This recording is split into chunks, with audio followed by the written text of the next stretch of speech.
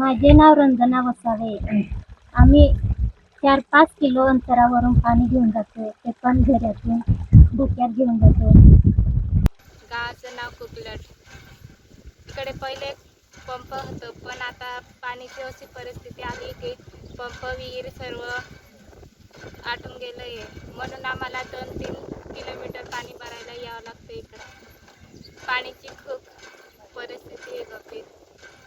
प्यायला पाणी नाही, बैलांना शेळ्यांना पाणी नाही. त्यांना आम्हाला खूप दूर पाणी भरून घ्यावं लागतं.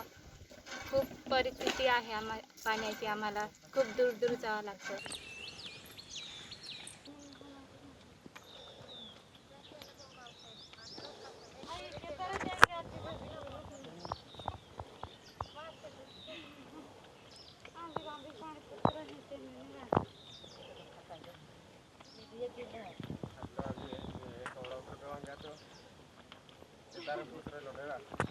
पाणी टंचाई आहे आणि पाणी टंचाई म्हणजे काय याचं डेफिनेशन करणं पण खूप गरजेचं आहे. तर जिथे जिथे स्रोत आहे पण खूप लांब आहे त्याला पण पाणी टंचाई ग्राह्य धरला पाहिजे असा आम्ही एक ओपिनियन आमचं ठरलंय. JJMचे किंवा जे आपलं वॉटर आणि सॅनिटेशनचं जे डिपार्टमेंट आहे त्यांच्यासोबत बसून.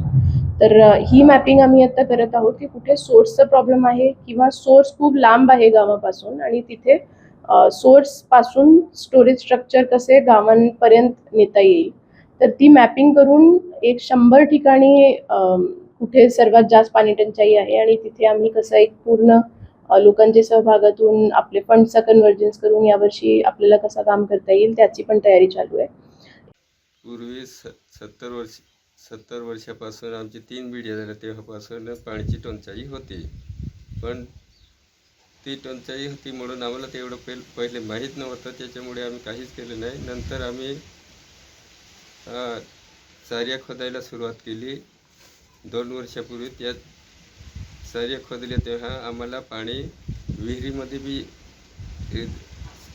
सापडलं आणि बंधारा खोदलं. त्याच्या चाऱ्या खोदल्या, बंधारे खोदल्यानंतर पाणी खालच्या बाजूला पण पाणी नाल्यात सुद्धा वाहू लागलं. पण आता सध्या ज्या वर्षी काय झालं की 2 वर्षापूर्वीपासून गाळ काढला नाही, त्याच्यामुळे परत यावर्षी पाण्याची टंचाई झाली आमची. तरी चाऱ्या खोदण्याची आवश्यक आहे. म्हणून आम्हाला कसं बी करून शासनाने यावर्षी पण गाळ काढायचे आम्हाला.